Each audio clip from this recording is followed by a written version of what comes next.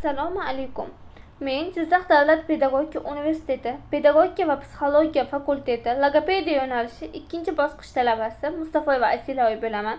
Bugun maxsus pedagogika va maxsus psixologiya fanidan dars o'tib beraman. Darsimiz mavzusi aqli zaif bolalar idrokini eksperimental tekshirish. Rejalar bilan tanishtirib o'taman. Birinchi rejamiz aqli zaif bolalar va ularning idroki. Ikkinchi rejamiz aql zaiflikning sabablari va turlari. Uchinchi rejamiz eksperimental metodlar, aqli zaif bolalar idrokini o'rganish. To'rtinchi rejamiz eksperimentlar va ularning tahlili. Aqli zaif bolalar va idrok. Aqli zaif bolalar odatda o'zining kognitiv qobiliyatlari bilan bog'liq muammolarga duch keladilar. Ularning idroki, o'zaro munosabatlar va ta'lim jarayonida qiyinchiliklar mavjud.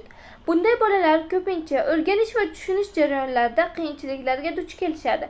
Bu esa ularning ijtimoiy va emotsional rivojlanishiga ta'sir qiladi. Idrokni eksperimental tekshirish usullari. Aqli zaif bolalar idrokini o'rganish uchun turli eksperimentlar, usullar qo'llaniladi. Bu usullar kognitiv testlar, kuzatishlar va interaktiv faoliyatlar orqali amalga oshiriladi. Ushbu tadqiqotlar bolalarning qobiliyatlarini aniqlashga va ularni rivojlantirishga yordam beradi. Aqli zaif bolalarning rivojlanishi. Aqli zaif bolalar uchun ta'lim dasturlari ularning individual ehtiyojlariga moslashtirilishi kerak.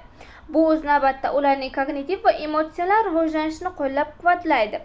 Ushbu bolalar uchun o'zaro muloqot va ijtimoiy faoliyatlar muhim ahamiyatga ega. Ular do'stlik va hamkorlik orqali o'zlarini yanada ishonchli his qilishlari mumkin. Eksperimental tadqiqotlar natijalari aqli zaif bolalarning idrokini yaxshilash uchun yangi strategiyalar ishlab chiqishga yordam beradi. Bu strategiyalar ularning umumiy rivojlanishini ta'minlashda muhim rol o'ynaydi. Aqli zaiflikning sabablari. Aqli zaiflik sabablari bir nechta sabablari mavjud. Ular orasida genetik omillar, atrof muhit ta'siri va rivojlanish jarayonidagi muammolar mavjud. Genetik omillar, masalan, xromosomalar bilan bog'liq kasalliklar aqliy rivojlanishga salbiy ta'sir ko'rsatishi mumkin. Atrof muhit ta'siri esa o'z navbatida bolalarning rivojlanishiga ta'sir qiluvchi turli omillarni o'z ichiga oladi. Aqli zaiflik turlari. Aqli zaiflik turlari asosan yengil, o'rta va og'ir darajalarga bo'linadi. Yengil darajadagi aqli zaiflik bolalarning ta'lim olish imkoniyatlarini cheklashi mumkin, ammo ular mustaqil hayot kechirishlari mumkin. O'rta darajadagi aqli zaiflik esa qo'shimcha yordam va ta'lim talab qiladi. Aqli zaiflikni tushunish bolalar uchun muhimdir. Bu ularning ehtiyojlarini aniqlash va ularni qo'llab-quvvatlash uchun zarur hisoblanadi. Har bir bolaga individual yondashuv talab etiladi. Aqli zaif bolalar uchun ta'limni moslashtirish ularning rivojlanishini qo'llab-quvvatlashda muhim ahamiyatga ega. Ta'lim jarayonida maxsus metodlar, strategiyalar qo'llanish kerak. Aqli zaiflikning sabablari va turlari haqida bilim olish jamiyatda tushunishni oshirishga yordam beradi. Bu shuningdek, aqli zaif bolalarga nisbatan ijtimoiy yondashuvni yaxshilashga olib kelishi mumkin. Aqli zaif bolalar idrokini o'rganish. Eksperimental metodlar tahlili. Aqli zaif bolalar idrokini o'rganish uchun eksperimental metodlar muhim ahamiyatga ega. Ushbu metodlar orqali bolalarning idroki qobiliyatlari va ularning rivojlanishi haqida aniq ma'lumotlar olish mumkin. Eksperimentlar bolalarning qobiliyatlarini baholashda, ularning o'zaro aloqalarini, muhitga moslashuvchanligini o'rganishda qo'llaniladi. Idrokni o'rganish jarayoni. Eksperimentlar metodlar yordamida aqli zaif bolalarning idrokini o'rganish jarayoni ko'p bosqichli hisoblanadi. Birinchi navbatda bolalarning diqqatini jalb etish uchun maxsus vazifalar beriladi. Keyin esa ularning natijalari tahlil qilinadi va qobiliyatlari baholanadi. Bu jarayon bolalarning qobiliyatlarini rivojlantirishga yordam beradi.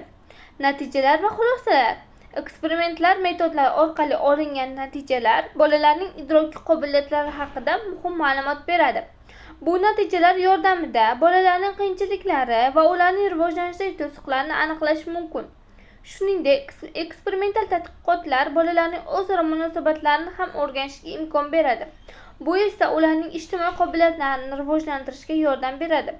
Umuman olganda, eksperimental metodlar aqli zaif bolalarning idrokini o'rganishda muhim vosita bo'lib, ularning rivojlanishiga ijobiy ta'sir ko'rsatadi. Aqli zaif bolalar idrokini o'rganish. Eksperimental tadqiqotlar jarayoni. Aqli zaif bolalar idrokini o'rganish uchun bir qator eksperimentlar o'tkaziladi. Ushbu tadqiqotlar bolalarning kognitiv qobiliyatlarini baholash va ularning muammolariga yechim topish maqsadida amalga oshiriladi. Har bir eksperimentda bolalarning e'tibor, xotira, diqqat va muammolarni hal qilish qobiliyatlari sinovdan o'tkaziladi. Tadqiqot natijalari va tahlil. Olingan natijalar kognitiv qobiliyatlarning o'zgarishini ko'rsatadi. Aqli zaif bolalar uchun maxsus tayyorlangan vazifalar orqali ularning idrok qobiliyatlari baholanadi.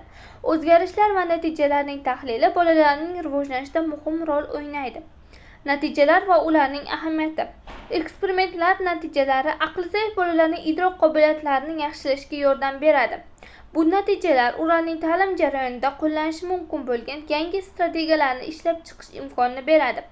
Natijalar shuningdek o'qituvchilar va psixologlar uchun muhim ma'lumot taqdim etadi. Bu bilimlar bolalarning individual ehtiyojlariga mos keladigan ta'lim uslublarini ishlab chiqishga yordam beradi. Aqli zaif bolalar ta'limi. Aqli zaif bolalar uchun ta'lim jarayoni o'ziga xos yondashuvlarni talab qiladi. Bu bolalar uchun maxsus dasturlar ishlab chiqish, individual yondashuvlar va muvofiqlashtirilgan o'quv materiallari zarur. Ta'lim jarayonida bolalarning qobiliyatlarini rivojlantirishga qaratilgan strategiyalarni qo'llash muhimdir. Aqli zaif bolalarning idrokini baholash. Aqli zaif bolalarning idrokini baholash muhimdir, chunki bu ularga to'g'ri yordam ko'rsatish imkonini beradi. Eksperimental metodlar tekshirish orqali bolalarning qobiliyatlari va rivojlanish darajalarini aniqlash mumkin. Bu jarayon bolalarning o'ziga xos xususiyatlarini tushunishga yordam beradi va ularga mos keladigan o'quv strategiyalarini ishlab chiqish imkonini beradi. Aqli zaif bolalarning idrokini tushunish ularning ehtiyojlarini aniqlashda muhim ahamiyatga ega. Bu jarayon ta'lim va rivojlanish uchun asos bo'lib xizmat qiladi.